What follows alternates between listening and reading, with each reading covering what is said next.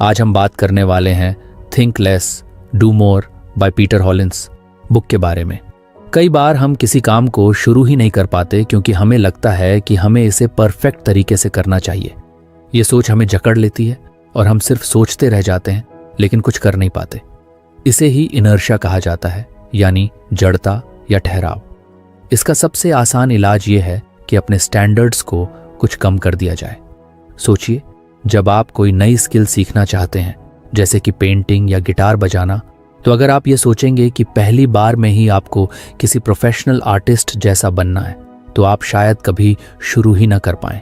आपको लगेगा कि आप अच्छे नहीं हैं और आप ये सोचकर खुद को रोक लेंगे कि जब तक आप परफेक्ट ना हो जाएं, तब तक इसे करने का कोई फायदा नहीं। लेकिन अगर आप अपने स्टैंडर्ड्स कम कर दें और बस एक छोटा सा डूडल बना लें या एक सिंपल धुन बजाने की कोशिश करें, तो आप शुरुआत कर लेंगे। एक बार शुरुआत हो जाए तो आगे बढ़ना आसान हो जाता है। इसी तरह जब हम किसी बड़े टास्क के बारे में सोचते हैं तो वह इतना भारी लगने लगता है कि हम उस पर काम ही नहीं कर पाते। मान लीजिए आपको एक 10 पेज की रिपोर्ट लिखनी है और आप ये सोच रहे हैं कि इसे बहुत ही परफेक्ट होना चाहिए।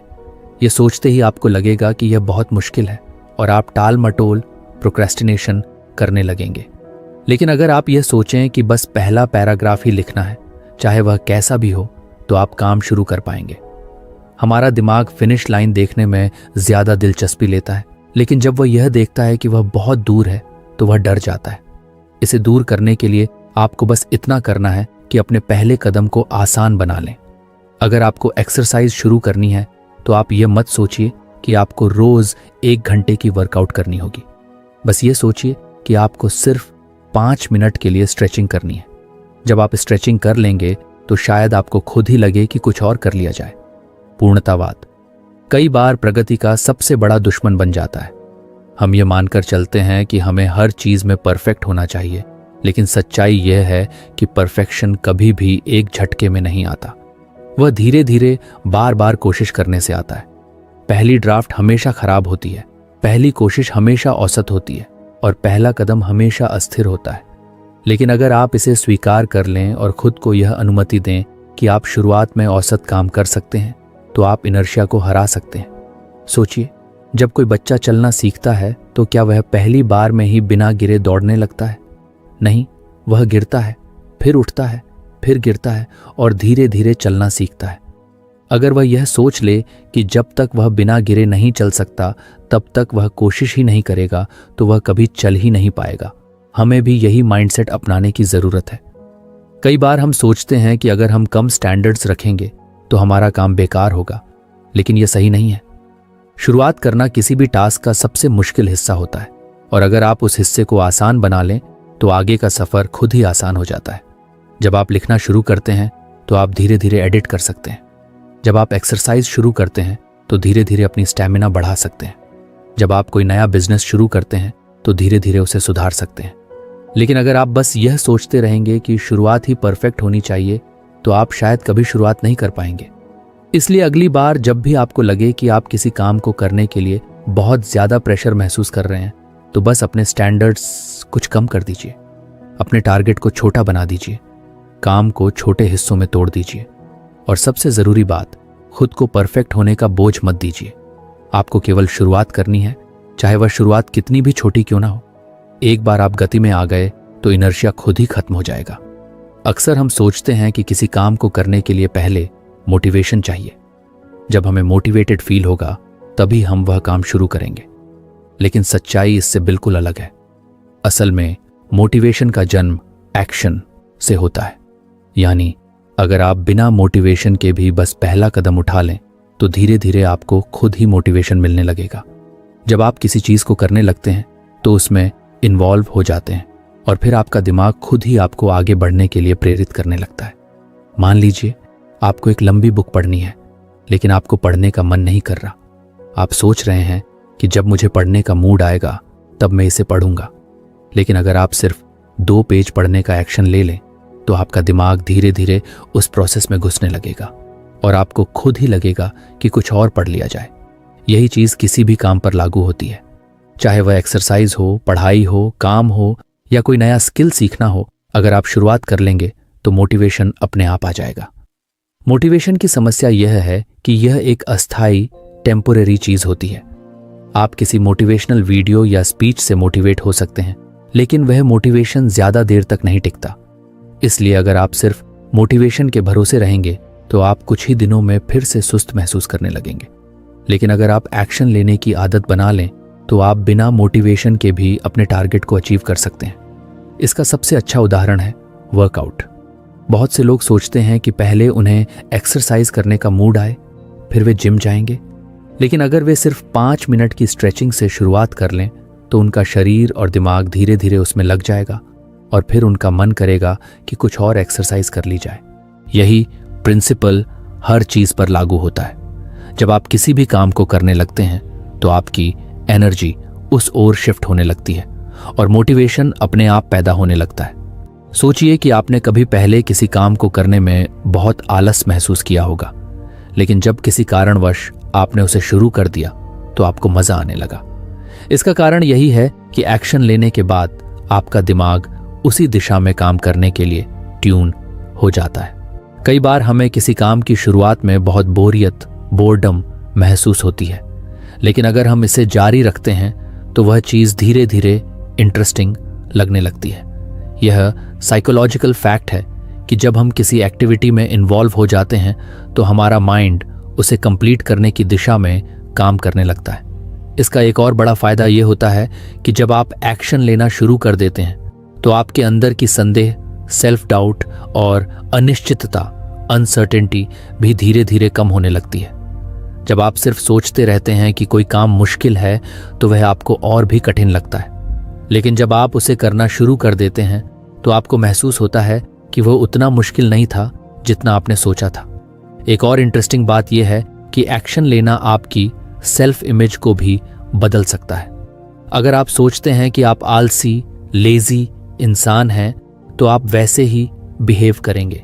लेकिन अगर आप सिर्फ 5 मिनट का एक्शन ले लें तो आप अपने बारे में नई स्टोरी क्रिएट कर सकते हैं। मैं एक ऐसा इंसान हूं जो बिना मोटिवेशन के भी काम कर सकता है। ये सोचते ही आप और ज्यादा करने के लिए तैयार हो जाते हैं। मोटिवेशन के लिए एक्शन जरूरी क्यों है? इसे समझने के लिए इसे साइकिल की तरह देख सकते हैं। जब आप कोई एक्शन लेते हैं तो आपको छोटा सा रिजल्ट मिलता है। ये रिजल्ट आपकी आत्मविश्वास, कॉन्फिडेंस को बढ़ाता है और फिर आपको और ज्यादा करने की प्रेरणा मिलती है। धीरे धीरे यह मोटिवेशन बढ़ता जाता है और आप अपनी लाइफ में बड़े बदलाव ला सकते हैं। इसे और आसान भाषा में कहें तो अगर आप किसी काम को करने का मन नहीं होने के बावजूद उसे शुरू कर देंगे तो कुछ ही देर में आपको खुद ही उसमें इंटरेस्ट आने लगेगा। और जब आप बार बार ऐसा करने लगेंगे तो आपको मोटिवेशन का इंतजार करने की जरूरत ही नहीं पड़ेगी। आप एक्शन लेंगे और एक्शन से ही मोटिवेशन पैदा होगा। अक्सर हम जब भी रिस्क का नाम सुनते हैं तो हमारे दिमाग में डर पैदा होता है। हमें लगता है कि अगर हमने कोई बड़ा कदम उठाया और वह गलत साबित हुआ तो हम मुसीबत में पड़ सकते हैं। यही सोच हमें कई नए अवसरों से दूर रखती है। लेकिन असल में रिस्क सिर्फ खतरा नहीं है, बल्कि ग्रोथ का एक जरिया भी हो सकता है।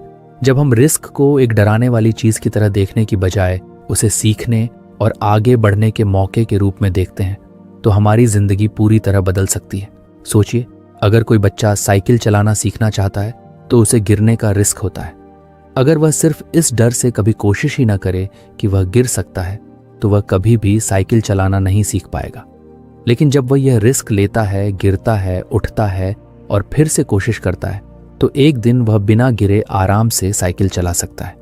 यही प्रिंसिपल हमारी पूरी लाइफ में लागू होता है। बहुत से लोग कंफर्ट जोन में रहना पसंद करते हैं क्योंकि वहां कोई रिस्क नहीं होता, लेकिन कंफर्ट जोन में रहने से हमें अपने जीवन को सीमित करना पड़ता है। जोन में रहने का सबसे बड़ा नुकसान यह है कि आप कभी ग्रो नहीं कर पाते। जब आप कोई नया स्किल सीखते हैं, कोई नया बिजनेस शुरू करते हैं या कोई नया चैलेंज लेते हैं तो उसमें रिस्क तो होता है, लेकिन उसी के साथ सीखने और आगे बढ़ने के भी बहुत बड़े मौके होते हैं।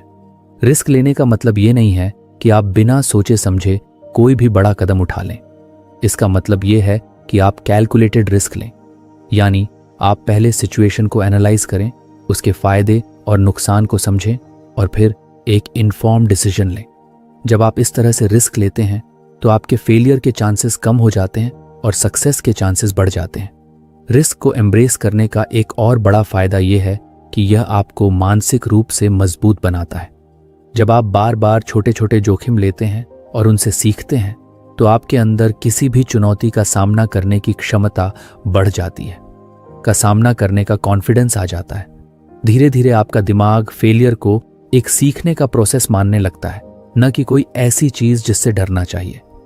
अगर आप अपनी प्रोफेशनल लाइफ में देखें तो जितने भी बड़े एंटरप्रेन्योर्स या लीडर्स हैं, उन्होंने कभी ना कभी कोई बड़ा रिस्क लिया है।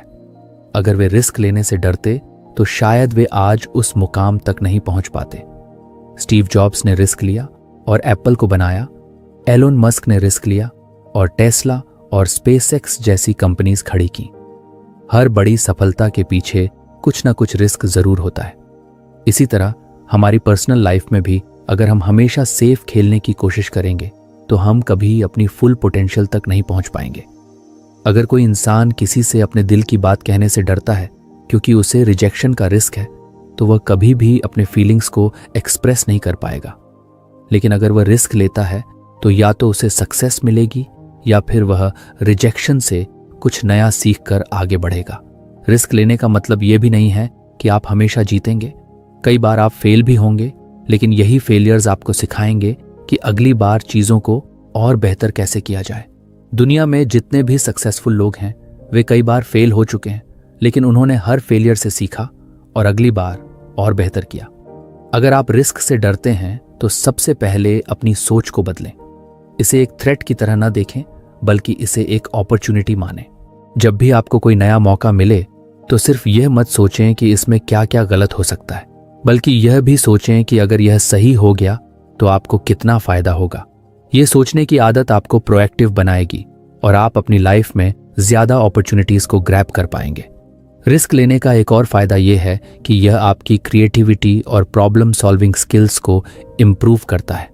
जब आप किसी नए चैलेंज को एक्सेप्ट करते हैं तो आपको अपने कंफर्ट जोन से बाहर निकलना होता है और नए सॉल्यूशंस ढूंढने पड़ते हैं। इससे आपकी सोचने की क्षमता बढ़ती है और आप और भी ज्यादा कॉन्फिडेंट महसूस करने लगते हैं। इसलिए अगली बार जब भी आपके सामने कोई ऐसा मौका आए जिसमें रिस्क हो तो सिर्फ डर की वजह से उसे रिजेक्ट मत करें। सोच समझकर एनालाइज करें और अगर आपको लगे कि यह रिस्क वर्थ टेकिंग है तो इसे जरूर लें। हो सकता है कि यह आपका सबसे अच्छा डिसीजन साबित हो और आपकी लाइफ पूरी तरह बदल जाए। अक्सर जब हम अपने दिन को प्लान करते हैं तो हम एक टू डू लिस्ट बनाते हैं। इसमें हम वे सारे काम लिखते हैं जो हमें पूरे करने होते हैं, लेकिन कई बार हम देखते हैं कि हमारा दिन खत्म हो जाता है और हमारी लिस्ट के बहुत सारे टास्क अधूरे रह जाते हैं। इसका एक बड़ा कारण यह है कि हम उन चीजों पर ध्यान नहीं देते जो हमारा ध्यान भटकाती हैं, जो हमें फोकस्ड नहीं रहने देती। इसी वजह से हमें सिर्फ टू डू लिस्ट नहीं बल्कि एक डोंट डू लिस्ट भी बनानी चाहिए। ये एक ऐसी लिस्ट होती है जिसमें वे सारी चीजें होती हैं जो हमें अवॉइड करनी चाहिए ताकि हमारा ध्यान सही जगह पर रहे और हम प्रोडक्टिव रह सकें। सोचिए, अगर आप सुबह उठते ही फोन पर सोशल मीडिया स्क्रॉल करने लगते हैं तो आपका बहुत सारा समय बेकार चला जाता है।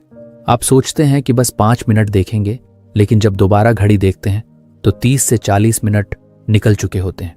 इसी तरह अगर आप दिन भर में बार बार ईमेल चेक करते रहते हैं या हर छोटी चीज पर तुरंत रिएक्ट करने लगते हैं तो आपकी एनर्जी गलत जगह खर्च होती है।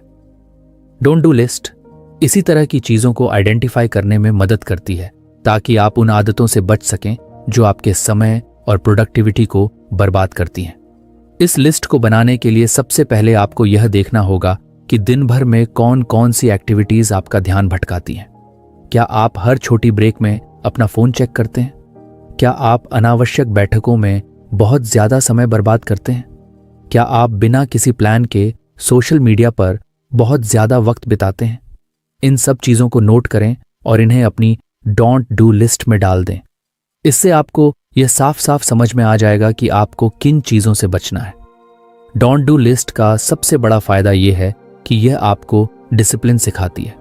जब आपके पास यह स्पष्ट होता है कि आपको क्या नहीं करना है तो आप अपने इंपॉर्टेंट कामों पर ज्यादा ध्यान दे सकते हैं। मान लीजिए कि आपकी लिस्ट में लिखा है कि मैं सुबह 10 बजे से पहले सोशल मीडिया इस्तेमाल नहीं करूंगा, तो जब भी आपका मन करेगा कि फोन उठाकर इंस्टाग्राम या ट्विटर देख लें, आपकी लिस्ट आपको याद दिलाएगी कि यह आपकी प्रायोरिटी में नहीं है।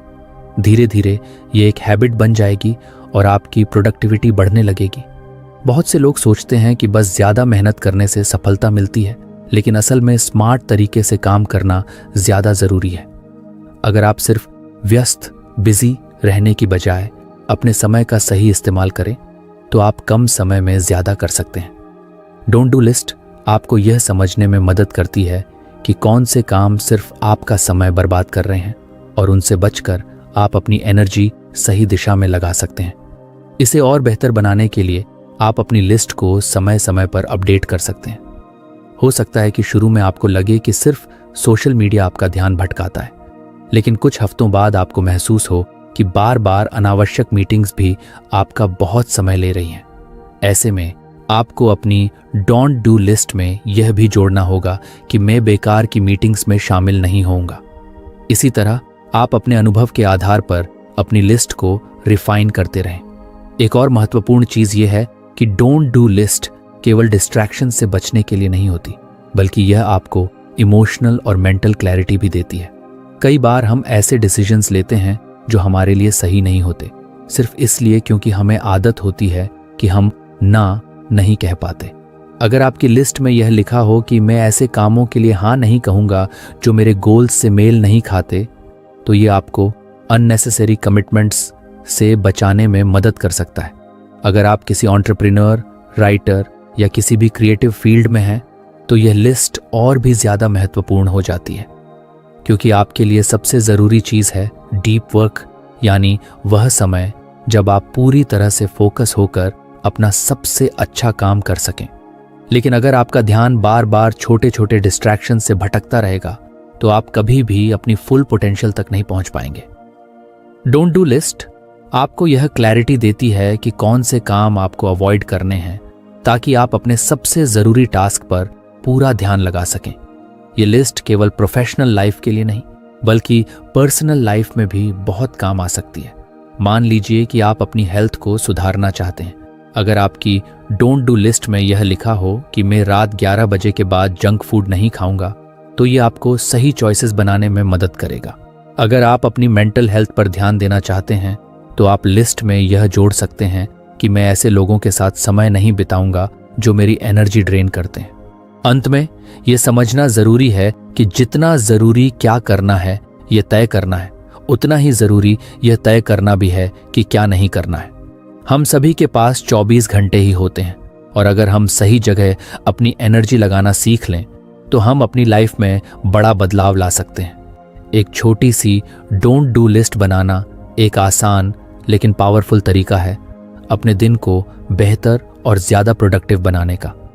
अगर आप इसे ईमानदारी से फॉलो करते हैं तो आप देखेंगे कि कैसे आपकी एफिशिएंसी, फोकस और ओवरऑल हैप्पीनेस बढ़ने लगती है। हमारी ज़िंदगी में हर दिन कई सारे काम होते हैं, कुछ ज़रूरी होते हैं तो कुछ कम ज़रूरी, लेकिन अक्सर ऐसा होता है कि हम उन कामों में उलझे रहते हैं जो उतने महत्वपूर्ण नहीं होते, और जो असल में हमारे लिए सबसे ज़्यादा मायने रखते हैं वे काम पीछे छूट जाते हैं। इसका कारण यह है कि हम अपनी प्राथमिकताओं, प्रायोरिटीज़ को सही तरीके से सेट नहीं कर पाते। यहीं पर बर्नर लिस्ट की ज़रूरत पड़ती है। ये एक ऐसा तरीका है जिससे आप अपने सबसे महत्वपूर्ण और कम महत्वपूर्ण कामों को अलग अलग रख सकते हैं, ताकि आपकी एनर्जी और अटेंशन सही दिशा में लगे। बर्नर लिस्ट का आइडिया यह है कि आप अपने टास्क को 2 हिस्सों में बांटें, फ्रंट बर्नर और बैक बर्नर। फ्रंट बर्नर में वे चीज़ें आती हैं जो आपकी सबसे बड़ी प्राथमिकता है, जिन पर आपको सबसे ज़्यादा ध्यान देना चाहिए। ये वे टास्क होते हैं जो आपके बड़े गोल्स को हासिल करने में मदद करते हैं। दूसरी तरफ बैक बर्नर में वे चीज़ें आती हैं जो ज़रूरी तो हैं, लेकिन फिलहाल उन पर ज़्यादा ध्यान देने की ज़रूरत नहीं है। ये वो काम हो सकते हैं जो आप बाद में कर सकते हैं या जो उतने क्रिटिकल नहीं हैं। सोचिए कि आप एक शेफ हैं और किचन में कई चीज़ें एक साथ बना रहे हैं। एक स्टोव पर कुछ पक रहा है जिसे लगातार चलाते रहना है ताकि वह ठीक से बने, यही आपका फ्रंट बर्नर है। वहीं कुछ चीज़ें धीमी आंच पर रखी हुई हैं जिन्हें समय आने पर देखा जा सकता है, यही आपका बैक बर्नर है। ठीक इसी तरह जब हम अपनी लाइफ को इस तरीके से ऑर्गेनाइज करते हैं तो हम अपनी एनर्जी को सही जगह फोकस कर सकते हैं।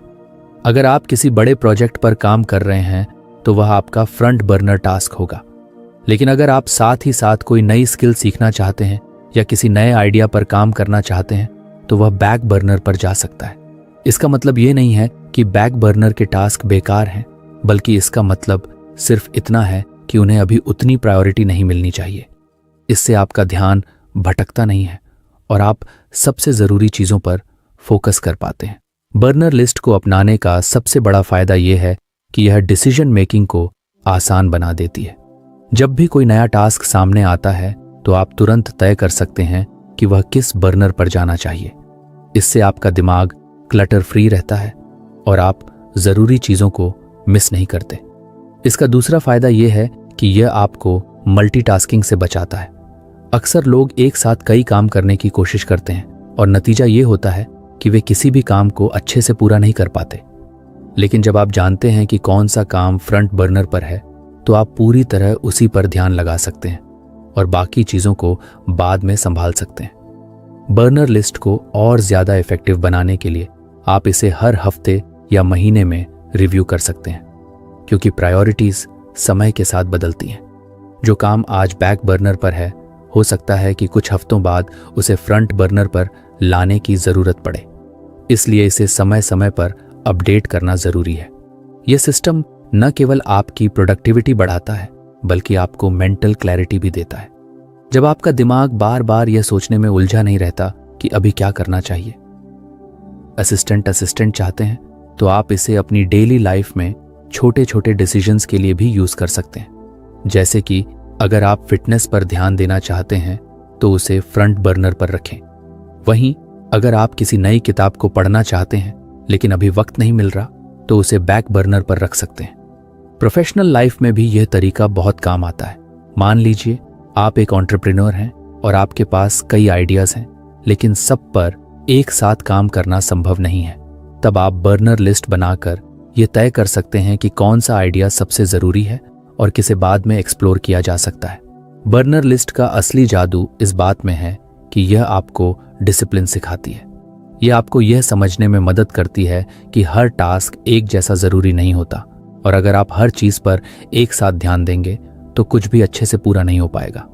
जब आप यह समझ जाते हैं कि किन चीज़ों को प्राथमिकता देनी है और किन्हें फिलहाल साइड में रखना है तो आपकी प्रोडक्टिविटी और सक्सेस दोनों बढ़ने लगती हैं। इसलिए अगर आप अपने दिन को बेहतर तरीके से मैनेज करना चाहते हैं और सही चीज़ों पर अपनी एनर्जी लगाना चाहते हैं तो बर्नर लिस्ट को अपनी लाइफ में शामिल करें। ये एक आसान लेकिन पावरफुल तरीका है जो आपको क्लैरिटी देगा और आपके सबसे ज़रूरी गोल्स को पूरा करने में मदद करेगा। हमारी ज़िंदगी में हर दिन बहुत सारे डिसीजंस लेने पड़ते हैं, कुछ छोटे कुछ बड़े। कई बार हम बहुत छोटे छोटे डिसीजंस पर भी इतना ज़्यादा सोचने लगते हैं कि हमारा दिमाग थक जाता है और बड़े डिसीजंस लेने की एनर्जी ही नहीं बचती। इसे ओवर एनालिसिस कहा जाता है और ये हमारी प्रोडक्टिविटी और कॉन्फिडेंस दोनों को कम कर देता है। इसका सबसे अच्छा समाधान है सुपर स्ट्रक्चर डिसीजन मॉडल अपनाना। ये एक स्ट्रक्चर्ड तरीका है जिससे आप जल्दी और सही डिसीजंस ले सकते हैं बिना ज़रूरत से ज़्यादा सोच विचार में फंसे। सोचिए कि अगर हर बार आपको यह सोचना पड़े कि आपको सुबह क्या पहनना है, क्या नाश्ता करना है या किस ईमेल का जवाब पहले देना है, तो आपका दिमाग इन छोटे छोटे डिसीजंस में ही उलझ जाएगा। यही कारण है कि कई सक्सेसफुल लोग अपने रोज़मर्रा के डिसीजंस को सिंप्लीफाई कर देते हैं। उदाहरण के लिए स्टीव जॉब्स और मार्क जुकरबर्ग हमेशा एक जैसा कपड़ा पहनते थे ताकि उन्हें हर दिन इस बारे में डिसीजन न लेना पड़े। इसी तरह अगर आप एक स्ट्रक्चर्ड डिसीजन मेकिंग फ्रेमवर्क अपना लें तो आपका दिमाग ज़्यादा ज़रूरी चीज़ों पर फोकस कर पाएगा।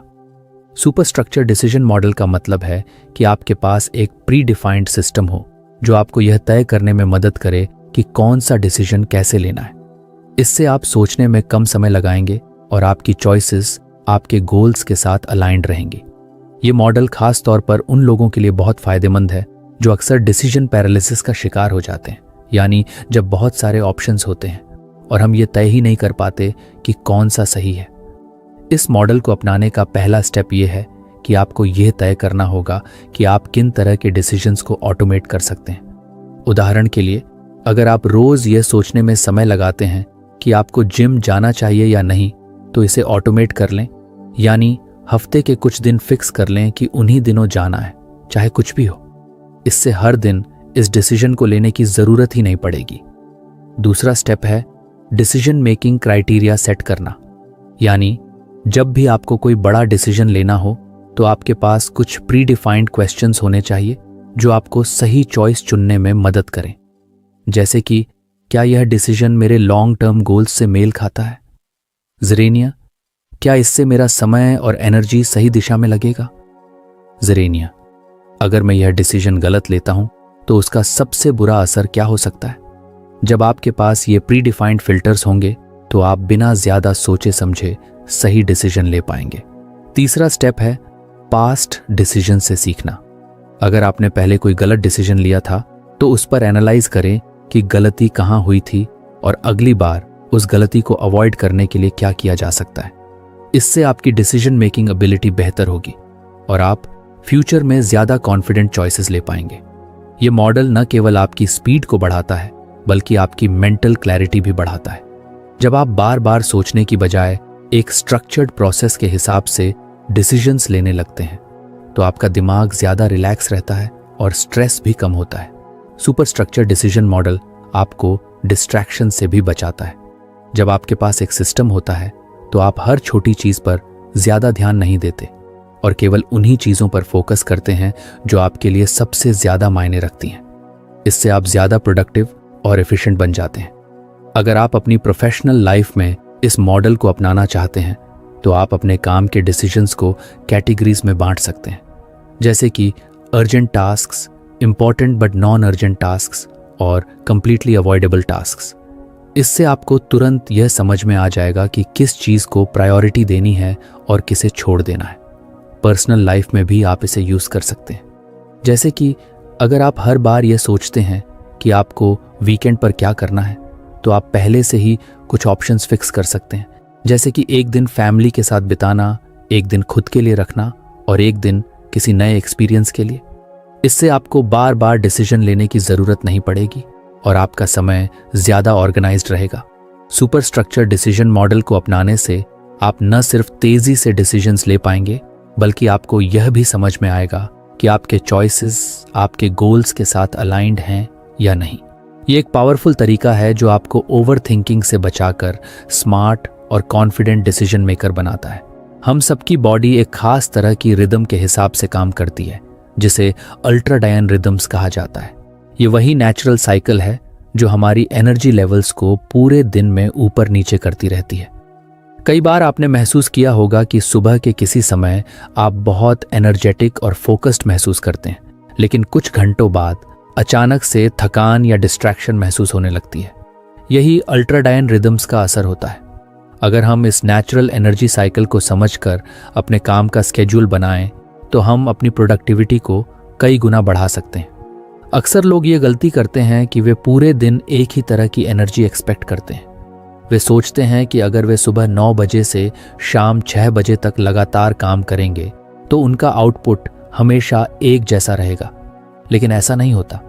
हमारी बॉडी हर 90 से 120 मिनट के साइकिल में काम करती है, यानी लगभग 1.5 से 2 घंटे के बाद हमारी एनर्जी धीरे धीरे कम होने लगती है और हमें एक छोटे ब्रेक की जरूरत होती है। अगर हम इस नेचुरल साइकिल के हिसाब से काम करें तो हम ज्यादा प्रोडक्टिव और कम थके हुए महसूस करेंगे। सोचिए, अगर आप अपने हाईएस्ट एनर्जी लेवल के समय सबसे जरूरी और डिमांडिंग टास्क्स करें तो आपका काम कितना एफिशिएंट हो जाएगा। और जब आपकी एनर्जी लो हो तो आप ऐसे काम करें जो ज्यादा दिमागी मेहनत नहीं मांगते, जैसे कि ईमेल्स चेक करना, मीटिंग्स अटेंड करना या प्लानिंग करना। इस तरह आप अपने शरीर की नेचुरल रिदम के साथ काम करेंगे, न कि उसके खिलाफ।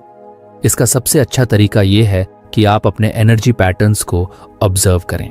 एक हफ्ते तक ध्यान दें कि दिन के किस समय आप सबसे ज्यादा एनर्जेटिक और फोकस्ड महसूस करते हैं और किस समय आपको सुस्ती या डिस्ट्रैक्शन महसूस होती है। इससे आपको पता चलेगा कि आपकी पीक फो मानसू हॉर्स कौन से हैं। जब आपको अपने पीक हॉर्स का पता चल जाए तो उन घंटों में सबसे क्रिटिकल काम करें, वह काम जो सबसे ज्यादा कंसंट्रेशन और क्रिएटिविटी मांगता है। जैसे कि अगर आप राइटर हैं तो अपनी राइटिंग सुबह के हाई एनर्जी आवर्स में करें। अगर आप किसी स्ट्रैटेजी या प्लानिंग पर काम कर रहे हैं तो इसे भी अपने पीक टाइम में रखें। दूसरी तरफ जब आपकी एनर्जी नेचुरली लो होती है तो उस समय लाइट टास्क्स करें, जैसे कि कॉल्स, ईमेल्स या कैजुअल डिस्कशंस। बहुत से लोग ये सोचकर गिल्ट महसूस करते हैं कि वे पूरे दिन लगातार हाई एनर्जी पर काम नहीं कर पाते, लेकिन असल में ऐसा करना पॉसिबल ही नहीं है। दुनिया के सबसे प्रोडक्टिव लोग भी ब्रेक्स लेते हैं और अपने शरीर की नेचुरल एनर्जी के हिसाब से काम करते हैं। जब आप इस बात को समझ लेते हैं कि आपकी बॉडी कैसे काम करती है, तो आप स्मार्ट तरीके से अपने काम को ऑर्गेनाइज कर सकते हैं। अल्ट्राडाइन रिदम्स को अपनाने का एक और बड़ा फायदा यह है कि इससे बर्नआउट से बचा जा सकता है। जब हम बिना रुके लगातार काम करते हैं तो हमारी एनर्जी पूरी तरह खत्म हो जाती है और हम जल्दी थक जाते हैं। लेकिन अगर हम अपने एनर्जी साइकिल्स को ध्यान में रखकर सही समय पर ब्रेक लेते हैं तो हमारी एफिशिएंसी बनी रहती है और हम लंबे समय तक हाई परफॉर्मेंस पर काम कर सकते हैं। अगर आप इस अप्रोच को अपनी लाइफ में अप्लाई करना चाहते हैं तो सबसे पहले अपने डेली स्केड्यूल को कुछ फ्लेक्सिबल बनाइए। जरूरी नहीं कि आप हर समय एक जैसा परफॉर्म करें। आपको बस ये समझना है कि कौन से घंटे आपके सबसे प्रोडक्टिव होते हैं और कौन से घंटे आपको रिलैक्स करने के लिए चाहिए। उदाहरण के लिए, अगर आपको सुबह 10 से 12 बजे के बीच सबसे ज्यादा एनर्जी महसूस होती है तो उस समय सबसे इंपॉर्टेंट और चैलेंजिंग काम करें। फिर 12 से 12:30 तक एक छोटा ब्रेक लें, वॉक करें, पानी पिएं या कुछ देर आराम करें। इसके बाद दोबारा काम पर लौटें, लेकिन अब लाइट टास्क्स को प्रायोरिटी दें। ये छोटी छोटी चीजें आपकी प्रोडक्टिविटी में बहुत बड़ा बदलाव ला सकती हैं। ये सिर्फ टाइम मैनेजमेंट नहीं बल्कि एनर्जी मैनेजमेंट का तरीका है। जब आप अपने अल्ट्राडाइन रिदम्स के हिसाब से काम करना शुरू करेंगे तो आप पाएंगे कि आप पहले से कम एफर्ट में ज्यादा काम कर पा रहे हैं और आपका दिमाग ज्यादा फ्रेश और फोकस्ड महसूस कर रहा है। हमारी बॉडी एक नेचुरल रिदम के हिसाब से काम करती है जिसे अल्ट्राडाइन रिदम्स कहते हैं। ये हमारे एनर्जी लेवल्स को पूरे दिन कंट्रोल करता है। कभी आपने नोटिस किया होगा कि एक समय पर आप सुपर फोकस्ड होते हैं, लेकिन कुछ घंटों बाद आपको थकान या डिस्ट्रैक्शन महसूस होने लगती है। ये इसी रिदम का असर है। अगर हम इसे समझकर अपने काम का सही स्केड्यूल बनाएं तो हम ज्यादा प्रोडक्टिव बन सकते हैं। अक्सर लोग ये सोचते हैं कि पूरे दिन एक जैसी एनर्जी बनी रहेगी, लेकिन ऐसा नहीं होता। हमारी बॉडी हर 90 से 120 मिनट के एक साइकिल में काम करती है, यानी 1.5-2 घंटे बाद हमारी एनर्जी नेचुरली कम होने लगती है और हमें ब्रेक की जरूरत होती है। अगर हम इस नेचुरल साइकिल के हिसाब से काम करें तो हम कम एफर्ट में ज्यादा काम कर सकते हैं। इसका सबसे अच्छा तरीका है कि आप अपने एनर्जी पैटर्न्स को ऑब्जर्व करें। दिन के कौन से घंटे आपकी पीक परफॉर्मेंस के हैं और कब आपको थकान महसूस होती है, यह समझें। फिर अपने हाई एनर्जी टाइम में सबसे जरूरी काम करें, वह जो सबसे ज्यादा फोकस और क्रिएटिविटी मांगता है। जब एनर्जी लो हो तो ईमेल्स, मीटिंग्स, कैजुअल टास्क्स को उस समय करें। बहुत से लोग गिल्ट महसूस करते हैं कि वे पूरे दिन हाई परफॉर्मेंस पर काम नहीं कर पाते, लेकिन स्मार्ट वर्क यही है कि आप अपने बॉडी रिदम के साथ काम करें, न कि उसके खिलाफ। दुनिया के सबसे प्रोडक्टिव लोग भी ब्रेक्स लेते हैं और सही समय पर सही काम करते हैं। इसका एक बड़ा फायदा यह भी है कि आप बर्नआउट से बचते हैं। अगर आप बिना रुके लंबे समय तक काम करेंगे तो आपकी एनर्जी जल्दी खत्म हो जाएगी, लेकिन अगर आप अल्ट्राडाइन साइकिल्स को फॉलो करके सही समय पर ब्रेक लेंगे तो आप एफिशिएंट बने रहेंगे। अगर आप इस अप्रोच को अपनी लाइफ में अप्लाई करना चाहते हैं तो रिजिड टाइम टेबल छोड़ें और अपने नेचुरल रिदम्स को समझें। जब आप हाई एनर्जी मोड में हो तो चैलेंजिंग टास्क्स करें और जब एनर्जी लो हो तो लाइट टास्क्स करें। 30 मिनट के छोटे ब्रेक लेने से भी फोकस और एफिशिएंसी बनी रहती है। ये टाइम मैनेजमेंट नहीं, एनर्जी मैनेजमेंट है। जब आप अपने अल्ट्राडाइन रिदम्स के हिसाब से काम करना शुरू करेंगे तो आप पाएंगे कि पहले से कम एफर्ट में ज्यादा काम हो रहा है और आपका माइंड ज्यादा फ्रेश और फोकस्ड महसूस कर रहा है। तो फ्रेंड्स, ये थी हमारी आज की बुक समरी। आपको कैसी लगी कमेंट करके जरूर बताएं और धन्यवाद आपका समरी एंड तक सुनने के लिए।